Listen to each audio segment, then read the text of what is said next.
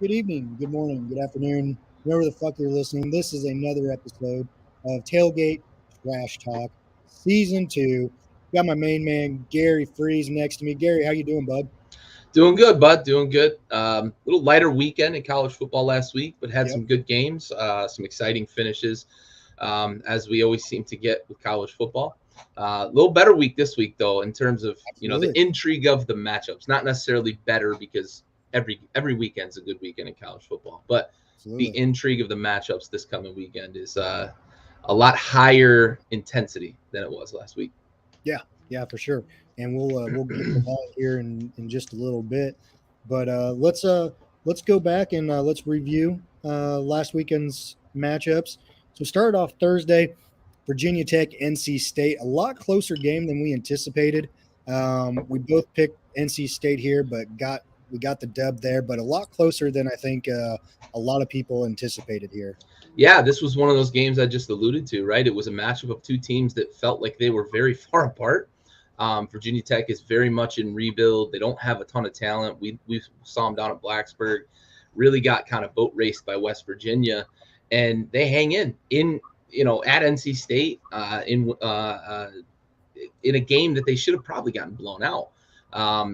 Maybe by 14, 18 points, but hey, they were literally in control of this game for quite a big stretch of it as Right. well.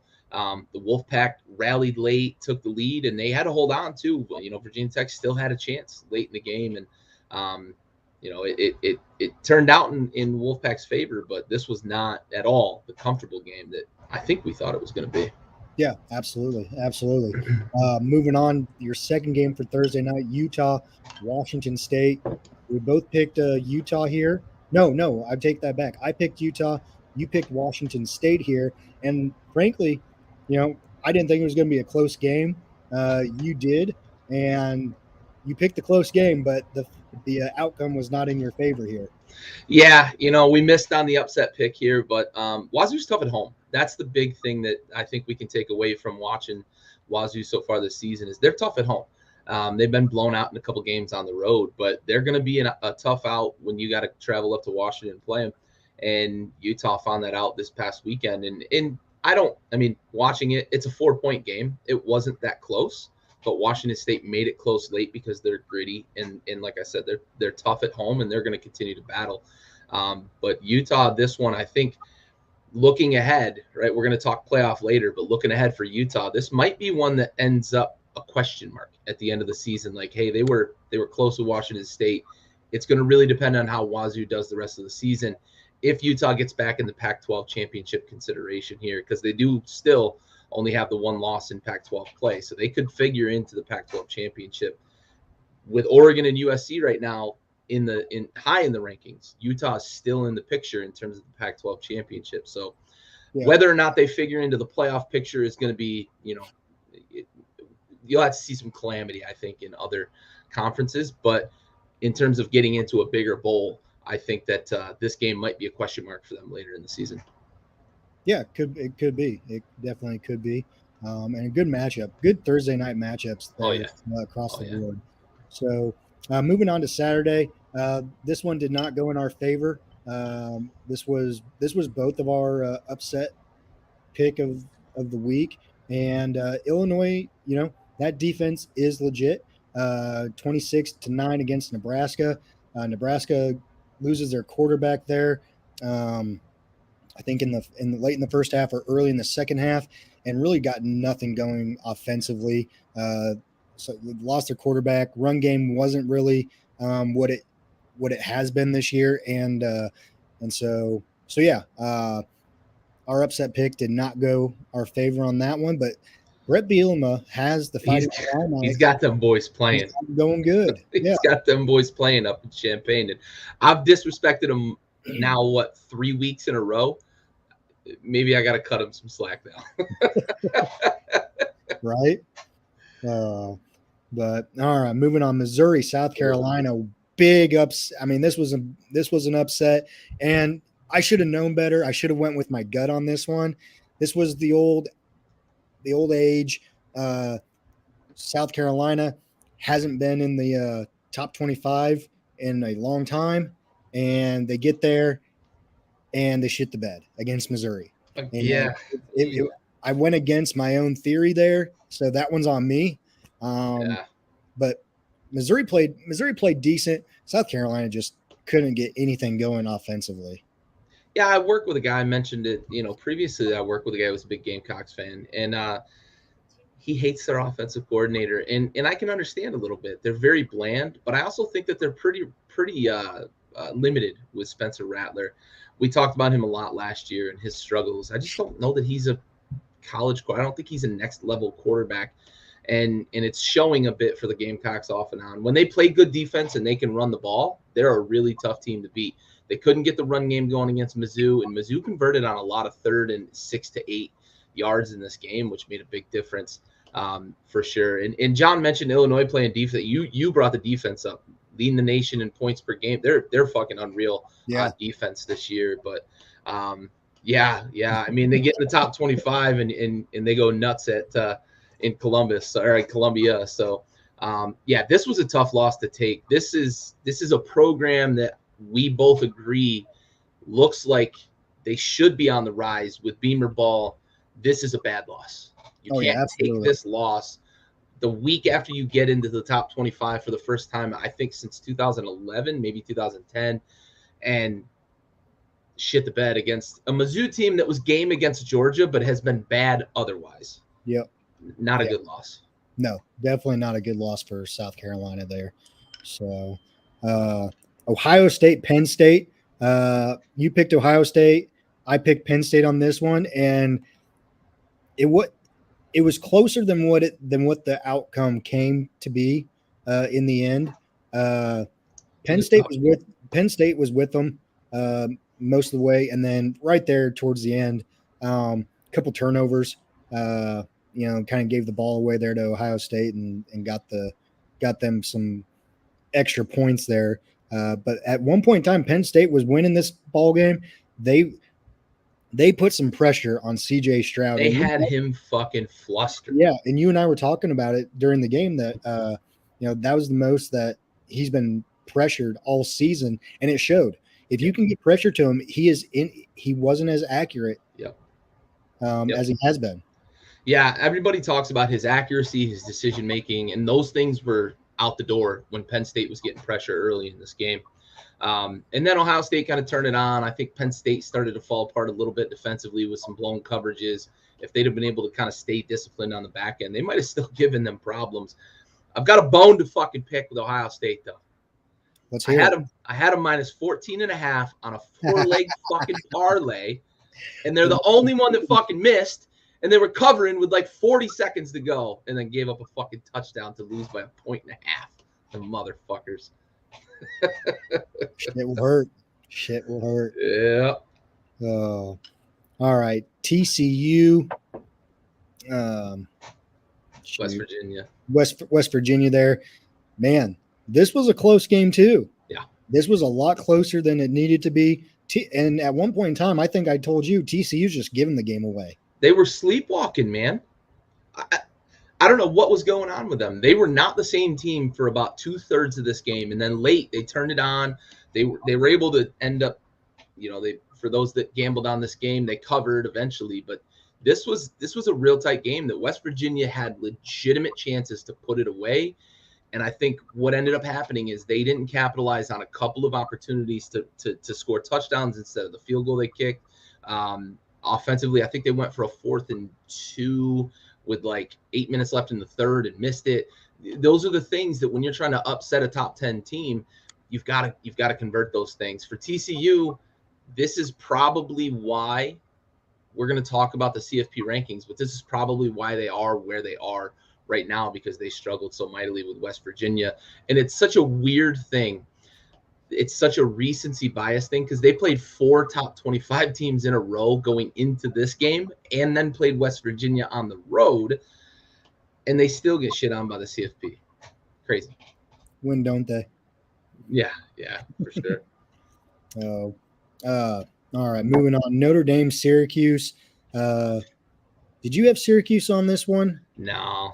Okay. I didn't think so. Both of us had Notre Dame on this one. Syracuse just didn't That second half against Clemson, a lot of people thought that they could bounce back from it. Really, right off the bat in this game, Syracuse throws an INT for a return for a touchdown, and they didn't look back after that. They were the same team this game that they were in the second half against Clemson, and it's not good football. This isn't a top 25 team, especially with what they've put on the field the last 6 quarters against Clemson and Notre Dame. It's really not, and I'm surprised that they maintained a top 20 rating. But it is what it is. The ACC is very – I don't want to spoil too much of our conversation in a little bit here, but the ACC's got a crazy fucking bias right now. Yeah. Florida goes to Georgia. This game was played in Jacksonville. Georgia out on top 42-20. No surprise there, other than, maybe we thought Georgia could have put a little bit more on them. But really no surprise out of this one. No, de facto home game for Florida, essentially, and Georgia put it on them. This is the Georgia team that needs to show up if they're going to beat Tennessee this week. They can't be the team they were 2 weeks prior to playing Florida. This is the team that needs to show up if they're going to play with Tennessee in that high-powered offense. Yeah, absolutely. All right, moving on. Oregon travels to California. Oregon 42-24. Oregon out on top. Not a shocker there at all. We both picked Oregon. Really, nothing else needs to be said on that one. Next one, Okie went to K-State, and holy shit, Kansas State took it to him with a backup quarterback because Adrian Martinez was still out hurt. 48-0. I mean, what happened? Right? I feel like State didn't bother getting off the bus or something. This was very mind-boggling for me. Yeah. You return all those starters on the defensive front, and Spencer Sanders has looked really good this year, and you just come out and you lay an egg against Kansas State, who, as you just mentioned, they're missing their starting quarterback, who was slowly creeping into dark horse contention for the Heisman with the way he's been playing this year. I don't know what happened, man. I don't get it. This is ooh. Yeah. They yeah. I mean, that's what it fucking felt like for sure. Yep, absolutely. Absolutely. And I want to touch base on this real quick. There's like 8 teams out of the top 8 that have jokes of non-conference schedules. So I'm tired of hearing the non-conference thing. Michigan literally had a game canceled, so they have one less game. It's the non-conference thing it's the same for basically everybody in the top 10 with a couple of exceptions. Ohio State had a big one, and Georgia had a big one. And even Ohio State's big one was Notre Dame, who lost their next fucking 3 or 2 after that to Marshall. They lost to Marshall. Like, is that really a feather in the cap? The non-conference argument, to me, all of them do it. The whole favorite against any other teams in the top 10, I'd have to look at kind of what the top 10 breaks out. I know the top 4, probably not. Top 5, probably not. Maybe not against Bama, but I don't know that you can say that about the top 10. And that's fine, John. Maybe the worst, but they also played 4 straight top 25 teams. No other team in the nation can say that. No matter what you feel about the Big 12, the truth is they played 4 straight top 25 teams. All right, moving on. Wake Forest 21, Louisville 48. In another upset here, the Demon Deacons go into Louisville and get raked by Louisville. Yeah. Especially in the second half. Yeah, this thing got out of control in the third quarter, especially. I don't know what happened in this one either. This feels like the OK State game where I think Wake maybe was looking ahead or something. I don't know. Louisville's not this good. They're okay.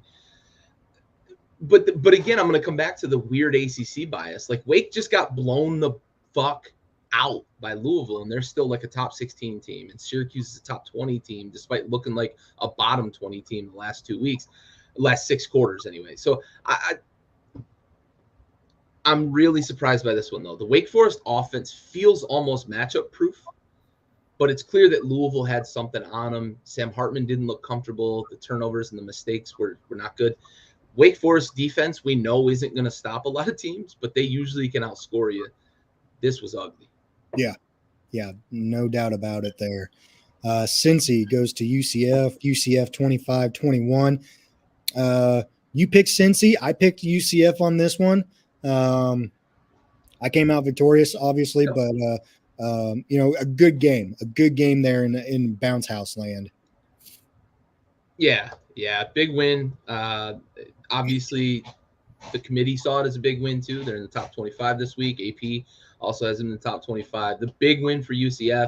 Cincy is who we thought they were going to be this year. They're pretty good. They're just not last year because they obviously you lose two receivers to the NFL. You lose Desmond Ridder to the NFL. A couple of defenders. Sauce Gardner obviously went in the top 5. I think maybe top 6. Might win defensive rookie. Sauce Gardner is good. Might win defensive rookie of the year, and you lose him. Like that's tough to recover from for a program in a group of 5 school, right? Like Alabama can absorb losing that kind of NFL talent. Cincinnati can't, and this is the product that we see. Cincinnati, I think they have a pretty solid, at least start to a recruiting class here, so they should be able to reload. I like, a lot of what they got going on, but this is kind of the we talked about at the beginning of the season. This is kind of what we expected from Cincinnati this year after a big year last year. Yeah, absolutely. Kentucky, Tennessee just steamrolling 44-6, and this was no contest. No. I think there was some suspicion, and I know some of the talking heads brought it up, but I know you and I talked about it last week that Josh Heupel wasn't going to let it happen. But there was a lot of suspicion that this might be a trap game with Georgia coming up next. Nope. Tennessee put that to bed early and often, and that offense just looks pretty fucking unreal. I'm excited to talk about this week's game between Georgia and Tennessee. Absolutely. USC, Arizona. USC 45, Arizona 37. A lot closer matchup than I think anyone anticipated here with this one. USC comes out victorious, but again, a lot closer. Just a one-score game here. I watched this game because I had convinced my brother to wager on the under because I thought USC was going to blow out Arizona. It looked at times like USC was playing with 7 guys on defense. They were just disconnected, out of position. There were Arizona receivers streaking down the field with like no defender within 20 yards of them.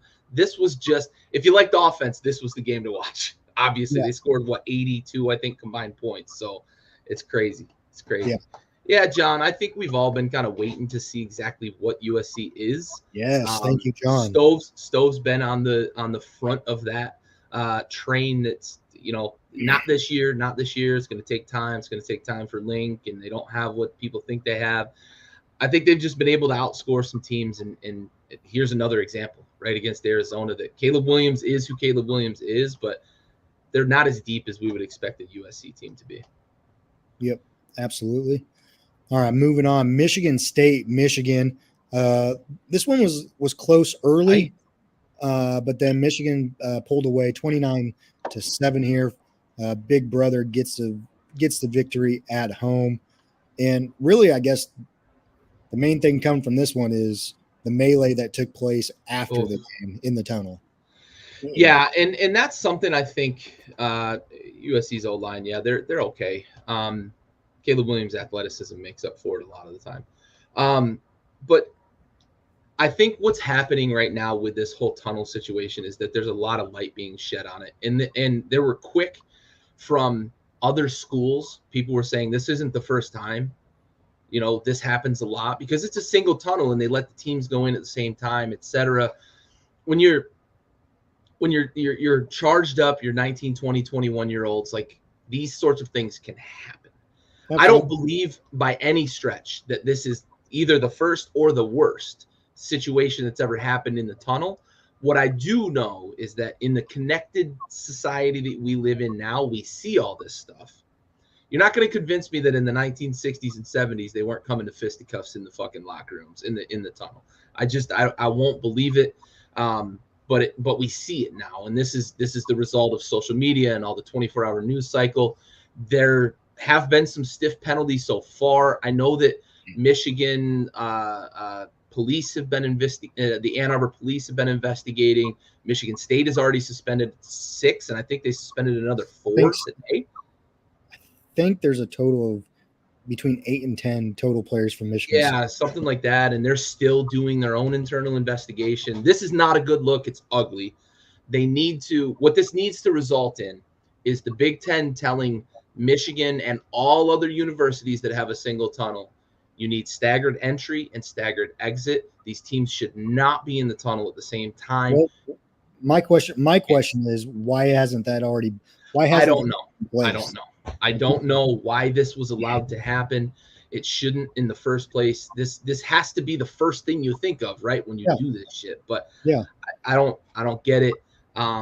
We saw it with like professionals handle themselves differently. The Bills have a single tunnel, and Stephon Diggs and I forget the cornerback, but they were going back and forth in the tunnel. Jair Alexander. Yeah, for the Packers. They were going back and forth in the tunnel, but they were just talking shit to each other, right? And they're professionals, and they can handle themselves that way. These teenagers, testosterone, the way they get charged up, you can't have this. Yeah, so this is my thing, and we can move on from it. But you're telling me that Michigan, Ohio State, you don't have a staggered, just with that heated rivalry. That was the first school that came out and said this happens in Michigan. I think it was I forget the player, but it was a former Ohio State player that said, "Oh yeah, this happens all the time." Yeah. Okay. Well, they need to fix it. Yeah, absolutely. This came to blows, actual blows, in a group of Michigan State players assaulting a Michigan player. It can't happen. It can't happen. It's not where there's cameras. But certainly not. There's cameras. We called it smokers in the Navy. We used to go close the door on close the hatch and let everybody sort it out. But you can't have cameras in there. No, absolutely not. Ole Miss 31, A&M 28. Lot closer here than I think we both anticipated. But Lane Kiffin got the job done. I love it. Post-game comments, love it. He's a gem. Michigan or Ole Miss's defense just checks out for long stretches of games. I don't get it. And that's what happened here against A&M. They shouldn't have been this close. No, definitely not. Pitt, North Carolina. North Carolina came out victorious here. I picked Pitt. I think you did too. And so this was another one that we both got wrong here. North Carolina came to play. Their defense showed up too. So it's shocking. Yeah, that's the biggest shocker, I think, of this game is that they played some pretty good defense against an okay Pitt offense. And Drake May, I mean, you've been on the Drake May train since the beginning, and he's good. He's a stud. Yeah. I was really close this week. I'm not going to spoil it, but I was really close to moving him into my Heisman top 5 this week. Don't worry, I'll do that for you. I knew you had my back. Stanford, UCLA 38-13. UCLA at home comes back and gets a victory after last week's loss. Fighting Chips get the victory there. Stanford, the mascot gets suspended indefinitely. Yeah. We're doing out there, Tree. Right? Oh. Big bounce back win for UCLA though. They needed to after the tough loss, and this was a nice little bounce back for them. Absolutely. All right, we'll take a quick sponsor break here, and then we'll get into our preview for Week 10. Sponsor is brought to you by Pocket Pair Club, pocketpairclub.com, club number 26881.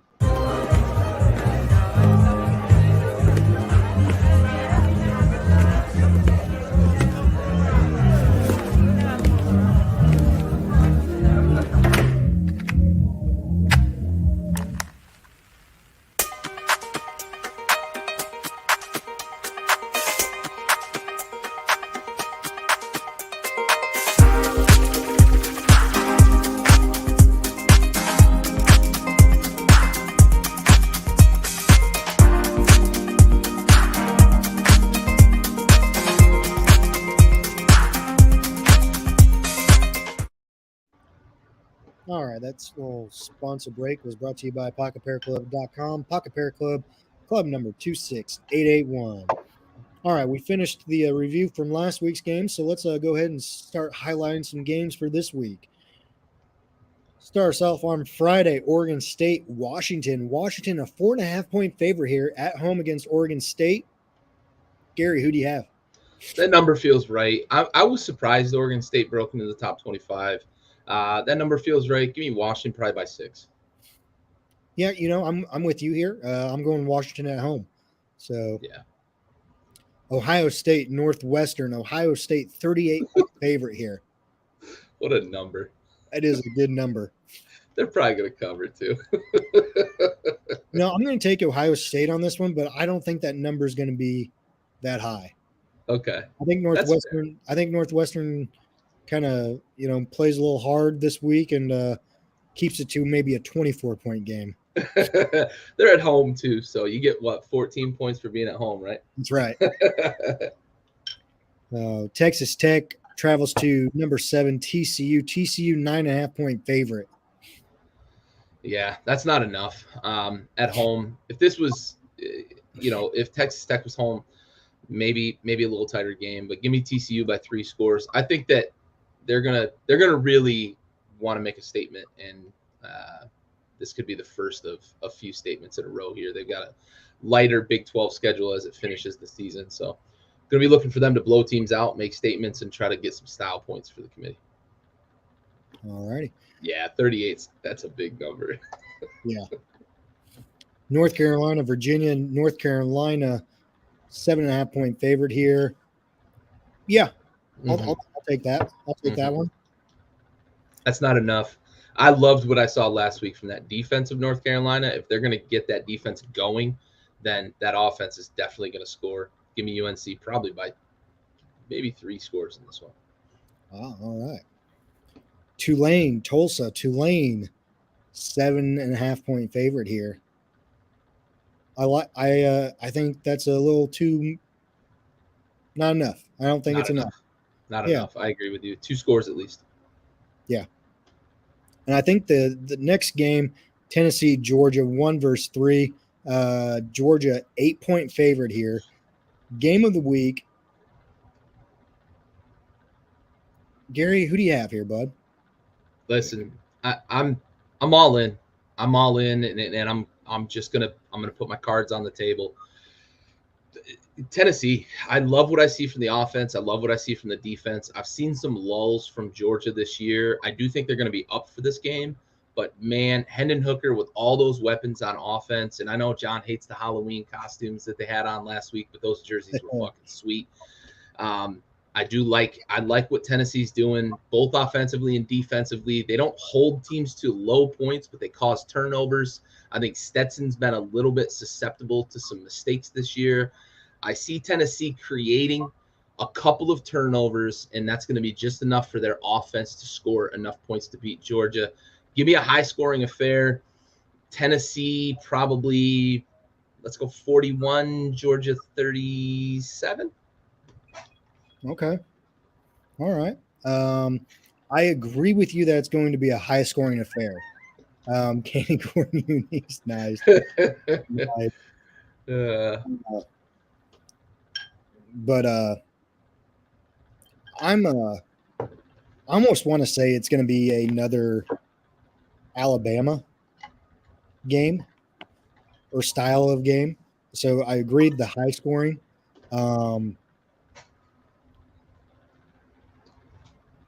It'll be interesting for Georgia if they have to get into that high scoring affair, because Stetson Bennett hasn't really passed the ball this year like he has last year. You look at his numbers; they're, night and day difference compared to last year's numbers. They haven't called on him to pass the ball. Their running game has been doing the job for him, and so it'll be interesting to see, if he gets called on to pass the ball more, how he reacts to that, and go from there. But I'm with you on this one. Tennessee, baby. I'm all in on Tennessee. I like the way they're playing. Obviously, we both like Hendon Hooker. He's been in our Oh yeah. Heisman talk past few weeks. So yeah, give me Tennessee here, and give me Tennessee by 10. Ooh, a little spicy, big win. I like it. That's a statement. That's a statement. Top 4 matchup, top 3 matchup, and you win by 2 scores. That's a statement. I like it. John's got Georgia 44-38 here. So let me ask you this before we move on real quick, Yes, and sir. we're kind of alluding to our Heisman later on, but we both have had Hendon Hooker at the top spot for the past couple of weeks. If Tennessee wins this game and Hendon has another phenomenal game, does he cement himself as the clear winner of the Heisman? Yeah, it's over. It's the towel's on the mat. Votes can already be cast. It's over if they beat Georgia this week. As John said, Hooker has become favorite in several books over CJ. Because they watched our show. So right, exactly. Now they know what the real Heisman voting should be. It's over. If he beats Georgia, he beat Bama, whooped up on Kentucky. It's over. They beat LSU. They handily beat LSU in Death Valley. It's over. It's over. Unless he just doesn't play the rest of the season or throws a pick on every pass the rest of the way, it's over. Absolutely. 100%. All right. You agree? You think? I agree. I agree. Yeah. I think if he has a great game, they get the W. I think it's over. I think he's the clear winner. Yeah. Barring anything that you just said as well. Sure. Yeah. All right. Oregon, Colorado. Oregon 31.5-point favorite here. I'm going to say that's not enough. It's another big number, but I'm with you. I think Oregon rolls. Colorado, 1, is not good. 2, Oregon's offense has really been clicking. Bo Nix looks really good. A lot better than we've seen him probably since his first couple of games at Auburn, and then everything kind of fell apart at Auburn. Oregon's going to roll 38-40. This might be like a 45-0 type game. Colorado's just not good. Yeah, they're not. Penn State travels to Indiana. Penn State 14-point favorites here. Who you got? I've got Penn State, but 14's too many, I think. In Bloomington, I think Indiana is a little better than they get credit for, and they're a tough out. So give me Indiana losing by maybe 7, maybe a touchdown, but I think Penn State does win this game. Penn State for sure, and I got them winning by 13. So okay. Yeah. Michigan State, Illinois 16.5-point favorite. We're on the Illinois train right now, right? I have to be. I've disrespected them 3 weeks in a row. Yeah, I have to. I still don't know what it is that's going on there, but Bielema's got them playing, man. So I've got to get on because I'm going to miss the bus if I don't get on now.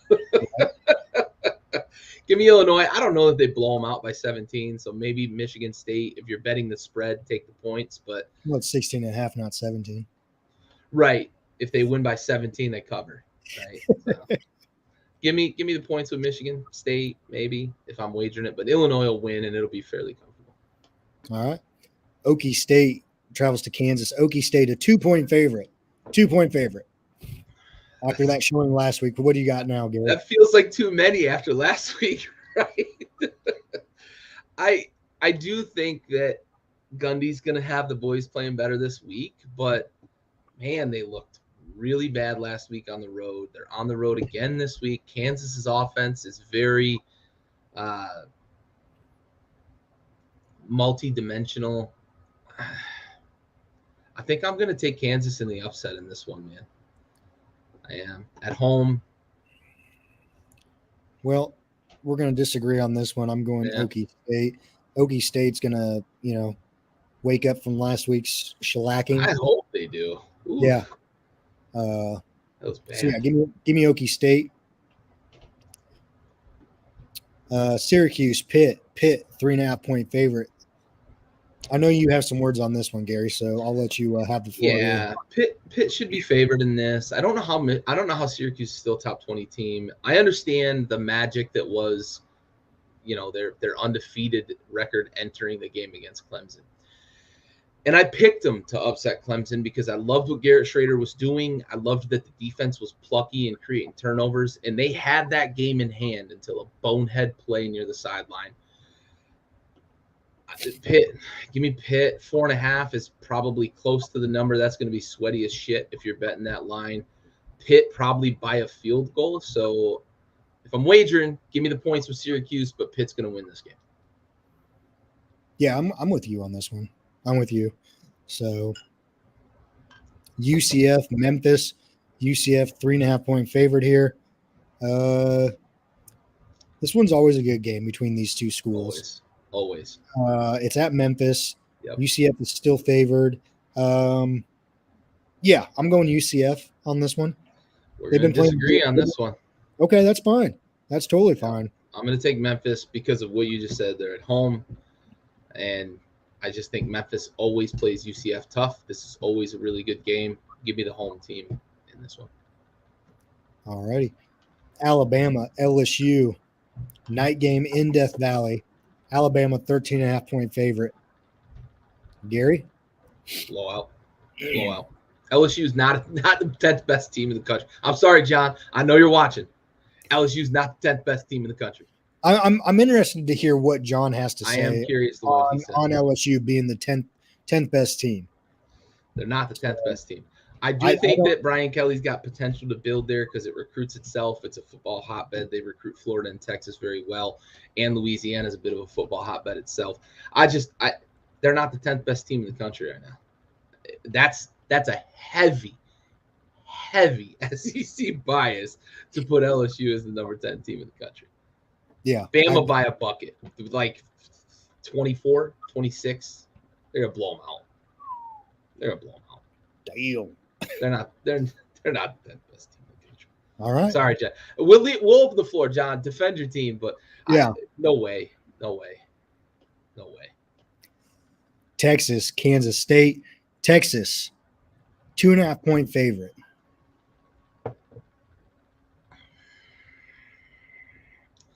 Which Texas are we going to get? That's the question every week. If I had a crystal ball that would tell me whether or not I'm getting good or bad Texas, I'm going to lay the points. Good Texas. Bad Texas, Kansas State's probably going to beat them by 13. So I'm going to split the difference, and I'm going to say Kansas State wins by 4 or so. I'm with you. I'm going K-State as well here. I'm going K-State as well. I'm not giving anybody credit against Ole Miss fucking defense. There's no chance I'm giving anybody credit against a defense that checks out for 35 of 60 minutes in a game. Yes, LSU is physical. Yes, Jaden Daniels is pretty fucking good. Transfer from Arizona State. They're not the 10th best team in the country. They're not. Be interesting to see how the game plays out. And then if you're having to eat crow next week. I'll be eating my hat next week if LSU beats Bama. John just nailed you next week. Yeah, absolutely. Yeah, for sure, John. You're absolutely right. Like, they've been Jekyll and Hyde. With Ewers, they've been better, right? They've been mediocre Texas to good Texas more often, but without Ewers, they're really bad. Yeah. Clemson, Notre Dame. Clemson, 3.5-point favorite here.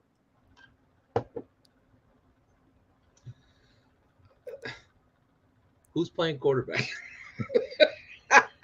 It's DJ's team. I know. I think Clemson's the better team. And full disclosure, I made a wager with a Notre Dame fan before the season that they weren't going to win more than 8 games this year. So I need Clemson to win this game because Notre Dame closes the season with a pretty favorable schedule, and they're only at 3 losses right now. But I'm going to go Clemson. I think that there's some galvanizing in that locker room with Dabo, and I also think that Notre Dame cannot pass the ball, and I don't think that they're going to be able to run the ball against Clemson's really, really big defensive front. They don't have the talent that they've had in past years on that defensive front, but they are fucking big. And I don't know that Notre Dame's going to be able to get the run game going. So give me Clemson in a game that they ask DJ to just be careful with the ball and not fuck it up. Maybe a 20 to 13 type game or something like that. All righty. I'm going Clemson as well on this one.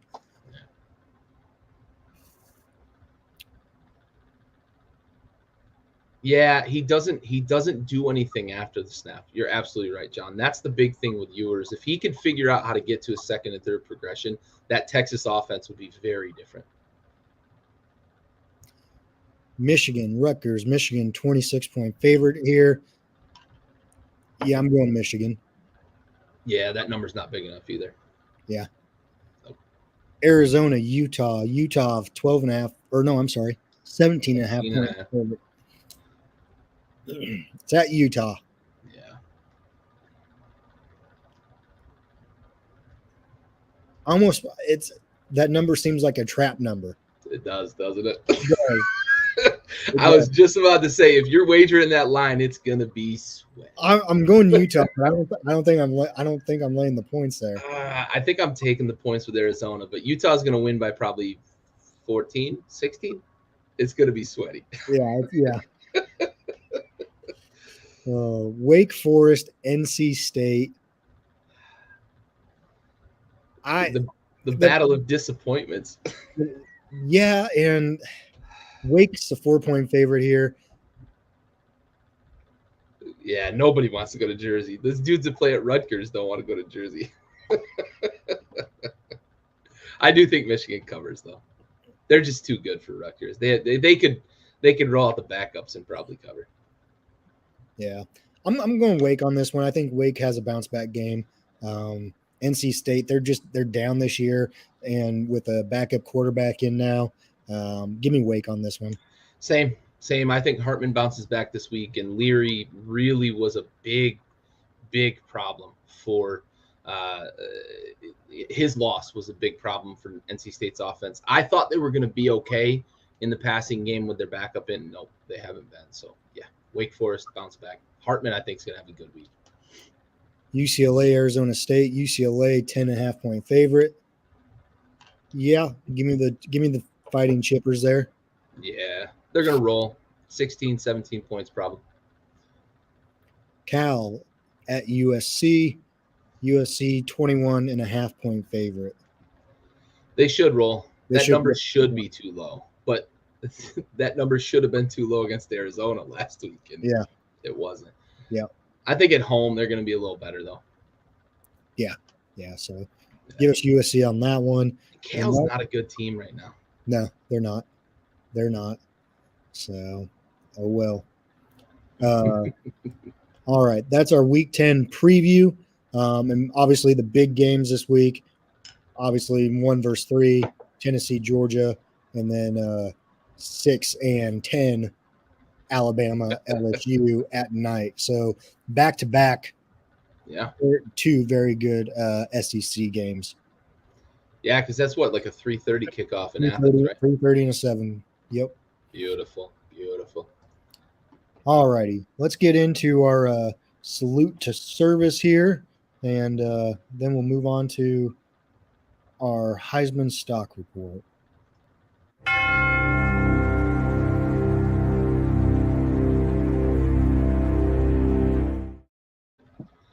All right, this week's episode goes out to Army Specialist Brandon Tim Kimball. He died February 12th, 2020, serving during Operation Freedom Sentinel. At the time of his death, Specialist Kimball was 21. He hailed from Central Point, Oregon, and he was stationed at Bagram Airfield in Afghanistan. He was assigned to 3rd Battalion, 10th Aviation Regiment, 10th Combat Aviation Brigade out of Fort Drum, New York. His awards and decorations include National Defense Service Medal, Afghanistan Campaign Medal with Campaign Star, Global War on Terrorism Service Medal, Overseas Service Ribbon, and the Army Service Ribbon. Army Specialist Kimball. Till Valhalla, we have the watch.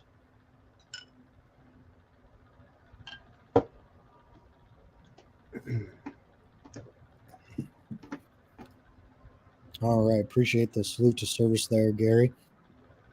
All right. Let's get into our Heisman stock report.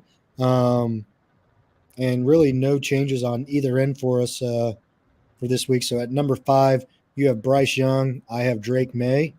I almost was in lockstep with you. I almost moved May in. I was gonna either flip flop Corm to 5 and put May at 4, or put May here. In the end, I love May. I've still got him right at 6. He's just on the outside looking in right now. Yeah, no, I mean May's a freshman. Obviously some guys ahead of him are doing some better things, and are on some, they're playing a lot better competition, so they're going to get a little bit more recognition. But look for Drake May for next year to be a Heisman favorite going into the season. What you said last there with the competition is, I think, the differentiating factor, because if you stack his stats up, I saw the graphic today and I was like, holy shit. Like, yeah. I knew he was doing well, but I was really surprised. He's doing real well. He's better than CJ Stroud in yards per game and total touchdowns. Like, that's super surprising, but it is competition level. I think you can factor that in a little bit, and the hype, right? Preseason hype. CJ Stroud was the favorite. So, but yeah, you're right. Next year, Drake May is going to be on everybody's preseason Heisman watch. Yeah, for sure. For sure. All right, moving on. Number 4. Dude. Yes, he is. Yes, he is. Yeah, he needs to get in the weight room there. Number 4, you had Blake Corum. I had Caleb Williams. I mean, Blake Corum had a good game against Michigan there, and then Caleb Williams, got the job done against Arizona. Yeah, had to score as many as he did because they only won by 1 score. Yep. But yeah, I mean, Blake Corum is the engine for Michigan, and he was struggling a little bit early against Michigan State. They were jamming the box and getting him behind the line of scrimmage, but once he got going, that offense really started going. He's the engine that makes that machine move. So for me, top 4 team, and you're the engine that makes it move, then you're the guy. Yeah. Number 3, you have Caleb Williams, and I have Bryce Young here. So, you have Bryce Young at 5. I have him at 3. And we flip-flopped Caleb Williams for 3 and 4. It's the missed game for me with Bryce Young. Sure. I think if the Heisman was the most valuable player, I've said this, he'd be much higher for me, but it is the best college football player. And that's, for me, I think the missed game. I'm maybe diminishing him more than I should, probably. I recognize that, but for me, that's really what the differentiator is for him to be down at 5. Sure. Nope. Number 2 for both of us is CJ Stroud. He's been in that number 2 slot for a couple weeks now with us. And we touched base on it in our review. I was worried. Yeah. If you get some pressure to him, he's not as accurate. He was missing some open guys, missing some throws that he normally makes. So definitely saw a different CJ Stroud this past weekend. Yeah, for sure. For a good stretch of that game too, Penn State was really getting home. If you can make him move his platform, it does seem like CJ Stroud gets shook. Most quarterbacks, if you can get them off their platform, that's when you, especially, the all-time greats, if you can get them off their platform, that's when you have a chance. And Penn State had a chance when they got CJ Stroud off his platform. Once he got comfortable back there, they got the running game going a little bit. Penn State wasn't able to just bring the all-out blitzes and bring, be real creative with the blitzes as well. I think the Ohio State offensive line was able to pick it up a little more, and we saw CJ Stroud get comfortable and they started scoring points on offense. But yeah, for sure, they had the right formula for about 2/3 of that game. Yeah, absolutely. All right, moving on. Our number 1 pick stays the same. Hendon touchdown machine Hooker here, just getting the job done. And against Kentucky there, obviously a great game for him, and stays in our top 1 for 3rd straight week. Yeah, for sure. I mean, when you blow out Kentucky, a top 20 team, the way they did, and I'm sure the argument can be made that maybe Kentucky isn't quite a top 20 team, but they were in the top 10 at one point this season. Tennessee, they're a different animal right now, for sure. Yep, the candy corn uniforms. But Tennessee's a different animal right now, and Hendon Hooker is, as I said with Blake Corum, Hendon Hooker is the cog. He's the engine that makes that machine move. Um, he can spread the ball all over. They've got weapons. They've got three, I think, right now that I would say are real potential top 2, top 3 rounds in the draft NFL prospects at wide receiver, and he utilizes them all, spreading the ball around. Oftentimes you see, like, remember when Johnny Manziel won the Heisman and Mike Evans had the fucking unbelievable season he had, and that was really like it was Manziel throwing to Evans or it was Manziel running, right? Yeah. Jameis Winston had fucking Jack Nicklaus's grandson at tight end that he would throw to all the fucking time, and then he would move the ball a little bit. Like, we often see these quarterbacks in Devontae Smith, right, with Mac Jones, right? One quarterback that relies on one wide receiver. It's not like that with Hendon Hooker. He spreads it around, and they've got guys that can make plays, and he's able to distribute the football, and that's what makes them so dangerous. You can't just key in on one guy, and he can move the ball with his feet too when he needs to. So he really is kind of the complete package right now. We'll see how it goes this weekend against obviously some elevated competition. They've already knocked off Bama, but Georgia's another one of those upper echelon opponents. Benjamin, that's the guy. I knew the tight end. Nicholas's grandson was really important for that offense, but Kelvin Benjamin, that's exactly right. He threw to him a lot of jump balls to him as well. So good call, John. Thank you for fixing me on that. But there is, like, oftentimes, right, it's a quarterback that wins a Heisman, but he's got one guy that he really throws to a lot. It's not that way with Tennessee's offense, and I think that's what makes them so dangerous. And I think that was the problem that Bama had defending Tennessee's offense. You can't just key in on one guy. So you got to be disciplined across the board, and we'll see if Georgia can do that this weekend. Yeah, absolutely. All right, let's switch gears here and talk about the initial college football rankings, because I know we both, once they were coming out last night, you and I were both messaging back and forth and saying, whatever we were saying. But let's get to it here. Obviously, top 4. Gary, let's just go 1 through 4 here, and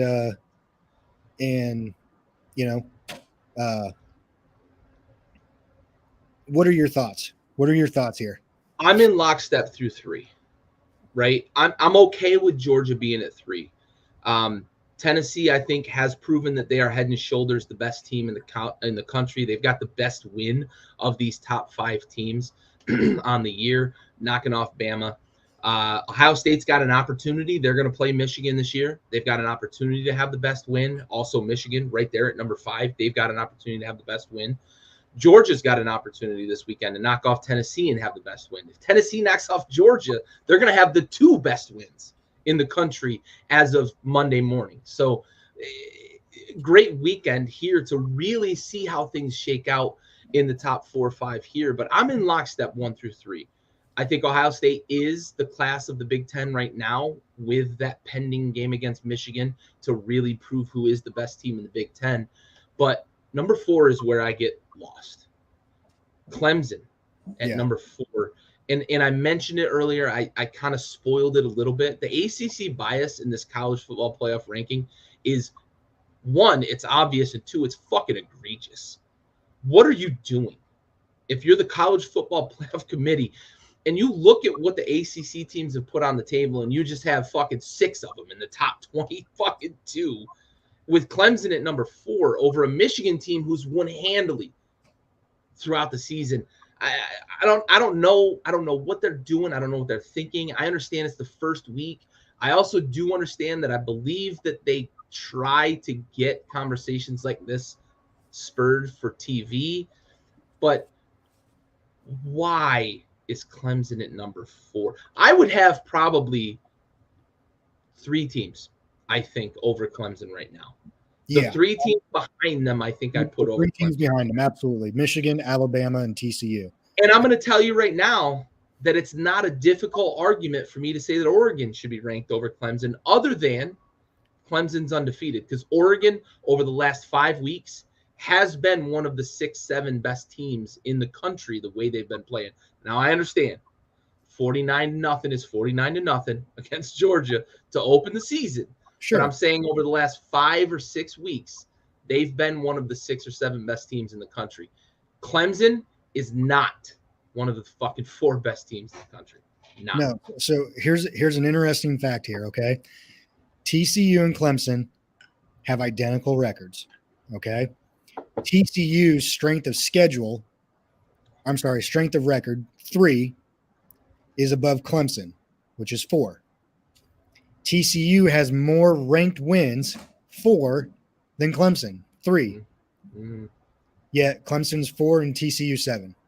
And I'm going to tell you right now, that Clemson strength of record and that Clemson top 25 3 wins are both fucking fallacies. Because the ACC, the teams that they've been playing that have been ranked in the top 25, with this bias that we're seeing right now, are teams that should not be ranked the way they're ranked. And Clemson should not have the fucking 4th best strength of record in the country. Period. I don't see it. John, you're absolutely right? But we wouldn't have a talk show if we didn't get worked up over it, right?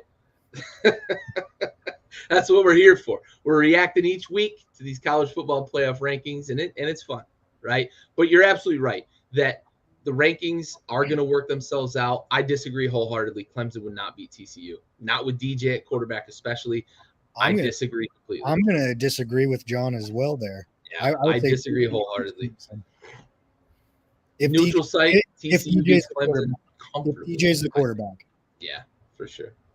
I don't see it. I don't see it. I think TCU beats Clemson, neutral site or not. I think TCU beats Clemson. All right, so we got the top 4, 5, 6, and 7, and even 8 we've touched base on.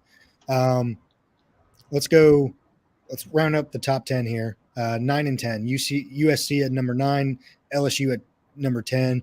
Obviously, we've both discussed number 10 already. LSU is not the 10th best team in the country. Agree to disagree, John. I think TCU beats LSU. Oh, shit. LSU's not a top 10 team. 9 is fine with me because of the way the season is played out. I don't know that I think that the USC is a top 10 team. I think Caleb Williams is obviously a dominator. I think they've got weapons on offense. John mentioned the offensive line's not good. The defense isn't good. I think the way the season is played out, USC at 9, I can't find a reason to disagree with it. All right. I don't know that they finished there, but I think right now, sure. Okay. I wish. I don't do drugs. All right. I guess other than alcohol. Your bourbon right there. Mm-hmm. All right. Number 11, Mississippi, 12 UCLA, 13 K-State, 14 Utah, and top 15 Penn State. Any disagreements there? I think this is the right group of 5 to have 11 through 15, but I would shuffle a little. I think I put UCLA at 11, maybe drop Ole Miss to 12, Utah probably up to 13, Penn State probably up to 14, and then I would probably slot K-State behind Penn State. But I think it's the right group of 5.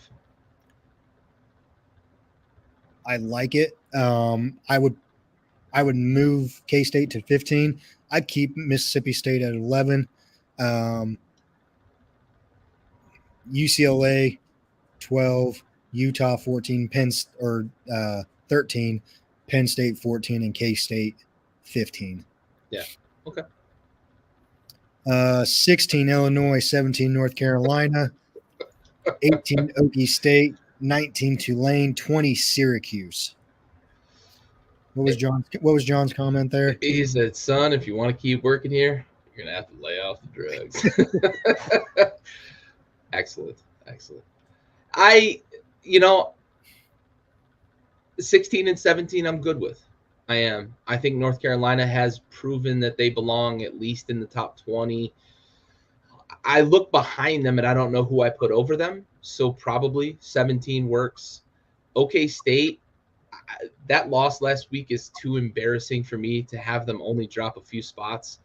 I know they were 9, I think, going into that game. Maybe 9-spot drop is enough, but Syracuse shouldn't be 20. Syracuse is not a top 25 team.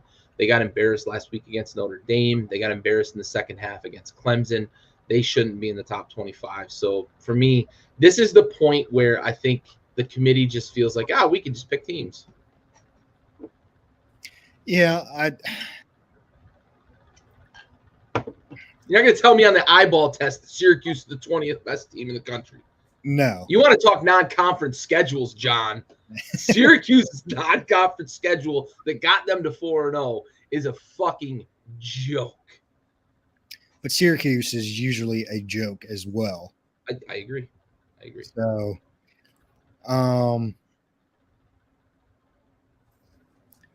I would almost put Wake Forest in the top 20. And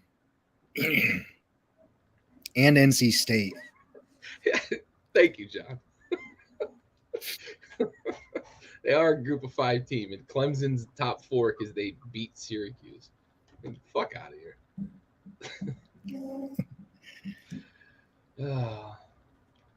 So I'm good with 17. I'm good with 16. After that, it's just kind of it's like throwing darts, doesn't it? Yeah. I probably would move Wake to 18, even with the embarrassing loss to Louisville. I do think that Wake Forest offense provides enough spark, or maybe even move Tulane up to 19 and Wake up to or up to 18, Tulane and maybe Wake to 19. I'm with you though. I think Wake could probably shift in. You could definitely shift Syracuse out. Yeah. Maybe even shift Oklahoma State out. Yeah. So 21 Wake Forest. Oh yeah, they just ran the ball like crazy. I think they ran the ball 68% of the time or something in that game. They certainly asserted their dominance with that big O-line. 21 Wake, 22 NC State, 23 Oregon State, 24 Texas, and 25 UCF rounds out the top 25 college football playoff rankings. You and I touched base on it earlier. Really don't think Oregon State's a top 25 team. Texas, I think they are the only 3-loss team in the top 25. Yeah, and you mentioned 3-loss teams. I'm really surprised that the committee didn't find a way to get Notre Dame into the top 25 with the way they've played the last couple of weeks. And if Syracuse is ranked 20, right, that has to be a really good win, feather in the cap for Notre Dame. I'm really surprised that maybe you drop an Oregon State out or maybe you drop a UCF out and you get Notre Dame in. I don't know. I'm just surprised that Notre Dame right now at 5-3 isn't in the top 25 because we know all about how all of college football feels about Notre Dame. The money, right? The money and all the prestige and all that comes along with Notre Dame. I'm just surprised they're not in the top 25. I think that might be a bigger surprise to me than Clemson being number 4, honestly. Clemson at number 4 is a big surprise to me. That's a huge surprise. That's a huge surprise for sure. Yeah. I just always expect Notre Dame's going to get like a 10-spot bump from the AP and from the College Football Playoff Committee. Yeah. Yep. All right. Well, that rounds up the College Football Playoff rankings. Yeah. Texas, Notre Dame, both in. Yeah, for sure. But John, tell me you wouldn't have been surprised, or you would have been surprised if the CFP found a way to get Notre Dame in the top 25, though. You got to get Notre Dame on TV. All right, Gary. That does it for this week's episode. What are your final thoughts for this week's games? I'm so excited that the CFP rankings have come out, and now we've really got a gauge that we can base our analysis on, right? And yeah, John, maybe a little, sure, but I thought they'd find a way to get Notre Dame in. But starting this week with the CFP rankings coming out, we've really got a gauge now that we can kind of base things on, right? If TCU blows a team out, then we got to think, ooh, the CFP committee might pay attention to that, right? If LSU, right, John's LSU team blows out Bama or beats Bama at home, that's a big win, right? Tennessee, Georgia. If Georgia beats Tennessee by a field goal, does Tennessee drop out of the top 4, right? Or do they stay in the top 4 because it was a tight game? And then you've got to think about the SEC championship game, because if Georgia runs the table and they lose, is Tennessee in and the winner of the SEC title game and Georgia, right? These are all the scenarios that I love playing out as we look ahead at what this rankings. Now we see what the CFP committee is thinking, who they've got where, and where the biases lie, where their thoughts lie in terms of the eyeball test. I love this time of year because we really get to start talking about the end of season with the playoff. And I know people are worried, and I want to calm people down a little bit. I know people are worried the expansion of the playoff is going to cheapen it. It's not. Because just think about shifting from number 4 and going down to number 12, or maybe down to number 16, and how many more teams we get to talk about in terms of who's worthy of being number 12 or who's worthy of being number 16. Think about what Joe Lunardi does every year for March Madness with the first 4 in, last 4 out, next 4 out. We get to do that with college football now if we expand to 12 and we expand to 16, because that pool gets bigger. We just talked about it, right? 11 through 15, throw them against the wall, see what sticks. 20 through 20 or 16 through 25, there was a lot of debate about who's there, who shouldn't be, who should be, why we're surprised about a team not being there. Let's expand this playoff to 12 or 16, because that's going to give us a lot more to talk about. Don't worry about it, college football fans. The best team's still going to win. So I have a question for you. If LSU beats Bama,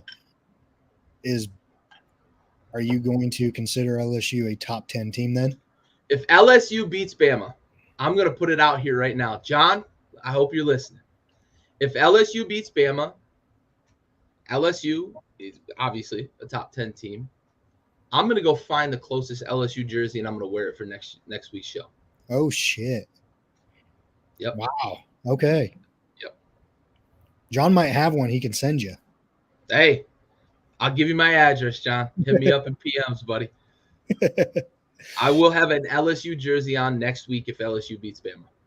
I will eat that crow because listen, I disrespected them. I said they're not a top 10 team. If they beat Bama, I've got to fall on that sword. I like it. That's what we do on this show. Yeah, I like what you're doing there, bud. We don't run and hide. No, we don't. You might waffle a little bit, but you don't. Oh, listen, I'm Belgian as a motherfucker. Oh. No, I can't wait for this week's matchups. Obviously, Tennessee, Georgia, Alabama, and LSU. But like you said, we have a top 25 ranking now that we can go off of. And, I said a couple weeks ago, it's moving week, Yeah. And these games matter. You can miss one early on, but you start to slip up here. It's that recency bias. Exactly. Yep. So the margins narrow as the season gets closer. Absolutely. For sure. John, I think I agree with you. 12, I think, is the perfect number. Not necessarily in the false hopes of, yay, we won a playoff game either. I think if you look at how the math works out, Power 5, Group of 5, and then you start to expand out to who's the next best team in those Power 5 schools, I think 12 works out perfectly. Yeah, absolutely. Ooh, here we go. Hold on. We got something real. If LSU wins, you have to Rochelle and sing the Rochelle musical song. What a reference! Should I dress up as her alternate who ends up playing in Rochelle and then bombing in Rochelle? That's the question, John. I like what John did there. Yeah, I think that's a great that, pull. yes. John knows the key to my heart. I'm a huge Seinfeld fan, man. I really am. I really am a huge Seinfeld fan too. Well done, John. That's Well why, done. John is a fan favorite. Yeah. Yeah. Absolutely. All right. Well, that does it for another episode of Tailgate Trash Talk, Season 2. I'm the Big Stove. Gary, my man, my wingman. Another great episode, bud. John, thanks for joining us and all your commentary. As always, it is on point, and we wouldn't have it any other way. Absolutely. So for the Tailgate Trash Talk crew, we are out.